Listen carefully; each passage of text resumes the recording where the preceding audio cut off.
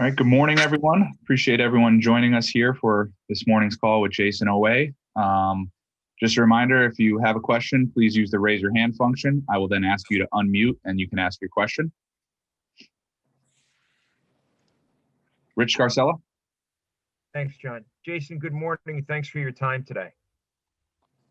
Can you describe what challenges that Justin Fields presents for a defensive lineman? Well, obviously he's very mobile. He's elusive. So I could speak for a lot of defensive linemen, and it's not fun playing a guy that knows how to move in the pocket and knows how to move at the right time, step up in the pocket. So I'll probably say just being mobile and elusive. Tyler Donahue. Good morning, Jayson. A couple of weeks ago when we heard you on media days, you were talking about some new moves you were excited to work out, just kind of your nuanced technique that you had worked on in the last 10 months or so. How did that help you out against Indiana on Saturday? It seemed like you were consistently applying pressure. How would you evaluate your week one performance? Yeah, I think I just did a good job of just setting the tone, like the speed and the level I wanted to play at. With just, the run, obviously playing physical in the run, striking, seeing my keys and stuff. And then when it came to the pass rushing, the get off was already there because I was striking. So then I just had to see my man see his hands and react off of it. And then as the game progressed, I started getting a better feel, just, playing with it, gaming. And then I was able to get a few hurries. I didn't get home, but it's just gonna come with more repetition. You just gotta feel it. So, yeah. Greg Pickle. Good morning, Jayson. How are you? I'm doing good. How you doing? I'm doing well, thank you. Obviously, Justin Fields, you talked about him, but as you watch tape of this Ohio State offense, what else stands out about what they did at Nebraska and what you guys will face this weekend? What jumps off the tape to you about them? Just how athletic their O-line is. They really get out of their stance and run, and then in pass pro they're pretty well. They do a pretty good job as well. But they have good receivers. They can spread you out and stuff like that. So they're very dynamic on offense, but I'm very confident in what we can do. I'm not putting anything past us. So. Nebias Wilborn. Hey, Jayson, hope you're doing well today, man. Thanks for taking out time for us. Thank you. And no problem, bro. What did it do to you guys to lose Jesse for that rest of that fourth quarter? And then how does that impact the first half against Ohio State, considering what their offense is? Jesse's my guy. He's a dog. He just brings a certain toughness to the game when he's in. But so it's gonna be tough, but it's the next man up mentality. We have Lance stepping up, so we're gonna see what he got. And I believe in Lance, believe in everyone on our team. So no, I'm not really worried. When he comes back, he's gonna be booming stuff. So I'm proud of that.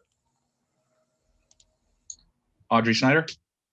Morning, Jayson. Since Nebias took my question, I'll ask you about practice yesterday. Did you get a sense yesterday that Indiana was flushed and you guys had moved on? What did you maybe see or notice that has you believing that everybody's totally moving forward? I feel like it's Oweh State week. I don't know why we'd still be hanging on to the past game. It's a 1-0 mentality. We didn't get it. Now we're trying to be 1-0 this week, and it's Oweh State week. We gotta be locked in. They're a dynamic offense, and we're a dynamic defense. So we gotta do everything we can to be as focused. So I don't think anyone was really hung up on that loss. You can't do that if you want to win. You gotta move on to the next thing. So we was all moved on. Mark Brennan. Jayson, this is obviously a big year for you. What was it like to finally get out there on the field after kind of, you think you're going to have a season and you don't think you're going to have a season, then you know you're going to have a season. What was it like to finally get out there and maybe show your stuff a little bit? Felt good because, like you said, it was just so many times where you just thought we weren't going to play and, like, things were going to be pushed back and all the work you put in was going to be for nothing. But, just finally stepping on the field, it was kind of crazy because, it's my first season starting and everything. So that was kind of mellowed down because, no one had been playing, but it gave me some jitters at first. But then once I started playing, I was like, yeah, I'm starting here. I can play with these guys. It was fun. But it just felt so good being out there after so long and so much uncertainty. So it felt good. Rich Scarcella? Jayson, can you describe the leadership that you've received from Shaka Toney and what kind of role model has he been for you? Yeah, Shaka's like he's my big brother. Ever since I got here, he's taken me under his wing and just showed me the ropes on the field, off the field, and he's just a relatable leader. He's like he knows how to relate to everybody, and I think that's like one of his best skills. He knows how to relate to all types of people, and he could talk to you. He knows how to teach you in the right way, approach you. So I'm really appreciative of what Shaka has done for me and what I do for Shaka as well. Like that's the thing. It works both ways. I help him, he helps me, and I feel like that's why our duo and our relationship is just going to continue to get stronger. Tyler Donahue? Jayson, with the news we got on Noah Cain yesterday, we're all expecting to see more of Kevon and Keziah out of the backfield. You've had a chance to see that on the practice field pretty consistently. What are defenses going to be facing with those two true freshmen? How are they different from one another? How do they complement each other? And what's your confidence level that the Penn State ground game can be strong moving forward? Yeah, I got a lot of confidence in those young guys, especially them, because they both just bring their different types of styles to like the game. Like Kevon is like a big kid, strong legs. He's gonna run through you, and like he's just gonna keep on running. And he runs without gloves. He's just tough, and he's just gonna get them extra yards. And then Keziah, he's elusive. He's strong as well. And like you guys saw the tape. He jumped over a defender in lines that like. He has insane athleticism, so I feel like the more reps they get, they're just gonna, get better. And that's all we're trying to do, just get better. And we have a lot of young guys having to step up, and I feel like they're gonna do a good job when the moment comes. Elton Hayes? Morning, Jayson. How are you doing today? Yeah, how you doing? Good, thank you. Hey, looking at last week's game against Ohio State, Justin Fields obviously is known for his dual threat abilities, but Ohio State has two running backs in Sermon and Master Teague, who both, carried the ball extensively between the two of them. Just kind of what challenges does that present having, facing two running backs of that caliber, and what have you all kind of noticed just in looking at the little film that you have on those two guys? I push it every other game. We have to stop the run, and then we can get to have fun and pass rush. I didn't really notice anything too crazy, but we stop the run, we can pass rush. That's all I'm about to say. Ben Furry? Hey, Jayson, thanks for doing this today. What did you see from Joey Porter Jr. and him making his first start? And what is his ceiling like? Joey's gonna be crazy. Like Joey's like a prototype, lanky, tall kid. Like he's gonna be really good. And like the way he played, it was crazy. Because I remember on his sack, I was coming into the A gap.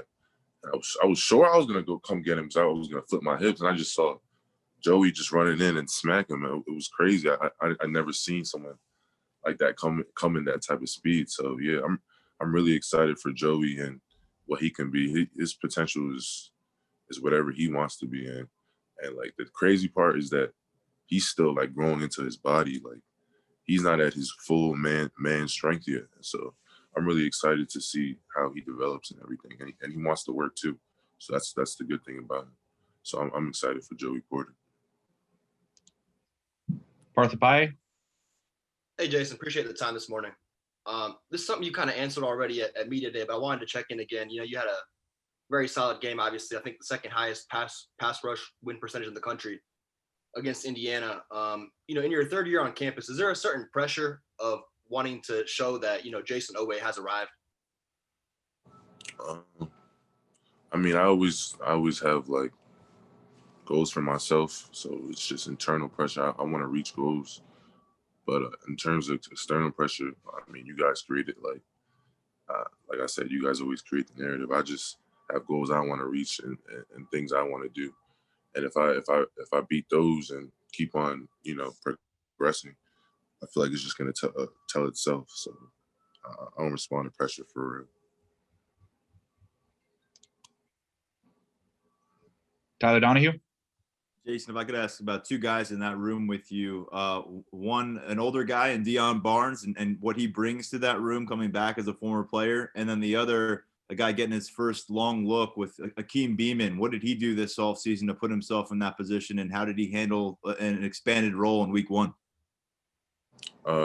So wait, you're asking me about Deion?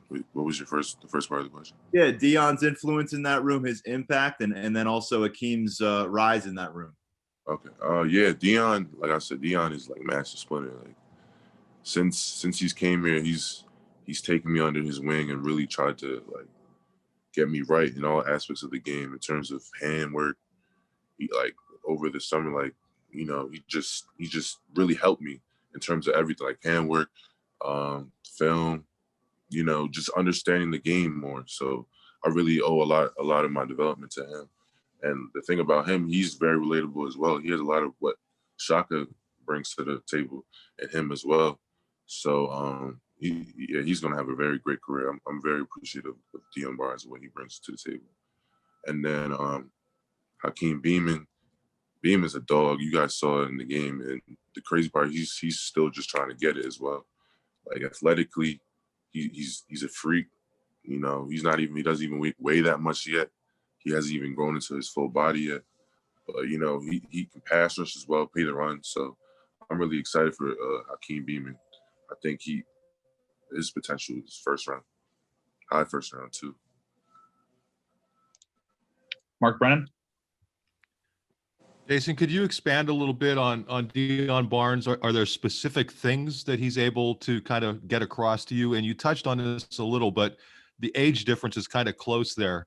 How much easier is it? Not that it's difficult to relate to other coaches, but when you have somebody who's that close to you in age, the communication, I have to believe, is at a little bit of a different level. Nah, it's just he just knows how to, like, you know, obviously a guy like me, I just started playing football, so like a lot of terminology that, you know, coaches use, I didn't understand, and I was just, you know, trying to like make knowledge of it. But he knew how to really break it down and explain it to me in terms of like, in terms of, you know, just you know, understanding it, knowing how to apply it in the right places. And yeah, I was just really grateful for that because I just didn't understand it at that level like in the prior years. So it's just the way how he approached it to me and how he explained it as well. I would say it was the biggest thing. Jayson, we lost your camera. I don't know if you can put your camera. There we go. Yeah, I mean, someone was calling me. Rich Garcella. Jayson, you mentioned you were asked about last week's game. You had good numbers. The defense had good numbers. But what does the defense have to do better this week in order to beat Ohio State? I feel like we just burned out. I feel like we just got to keep on applying the same pressure that we did in that second half of the game. We were just flying around. We were, I mean, I feel like in the first part of the game, we stopped the run. We just got to continue to do that, and then apply the same level of intensity that we did in the past game that we did in the second half of the Indiana game. So I feel like if we just keep the intensity, the havoc that we were playing with, and a consistent level, we'll be fine.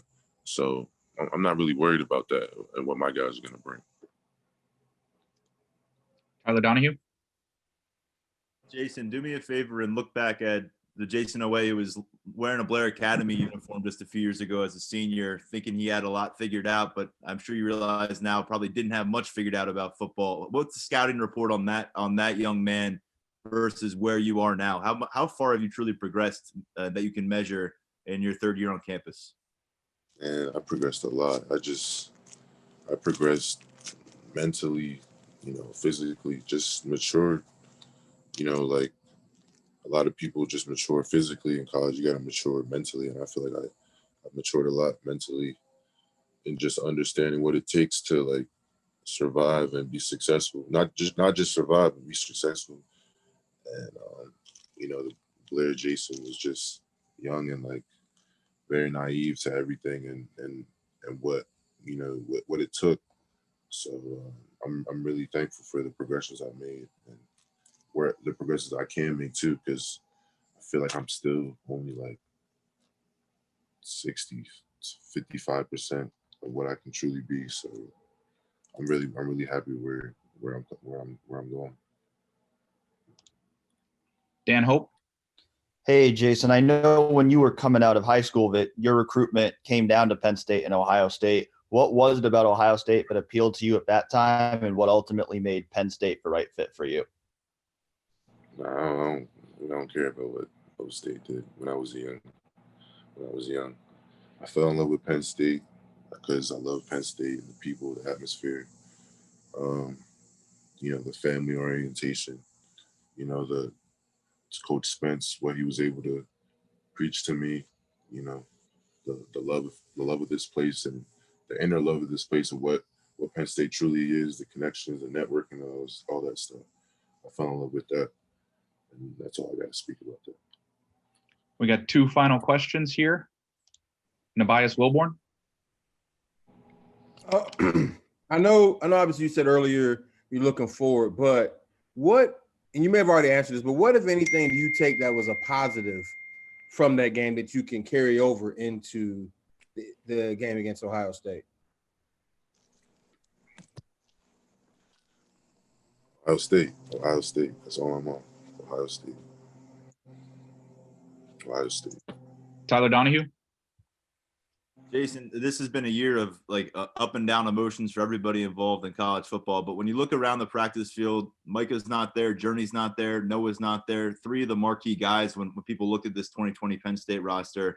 How do you feel like your group is moving forward with a long way to go this season?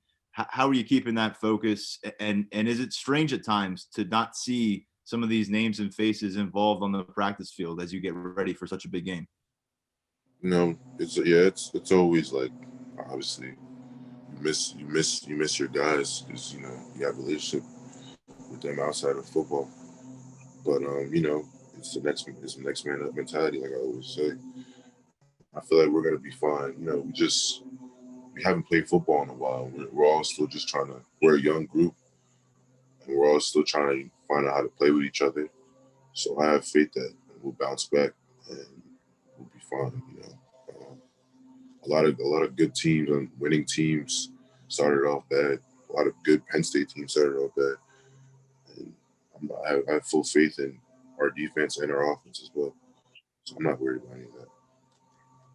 Jayson, appreciate you taking the time to join us this morning. Hope you have a great rest of your day and good luck this weekend. Thank you, guys.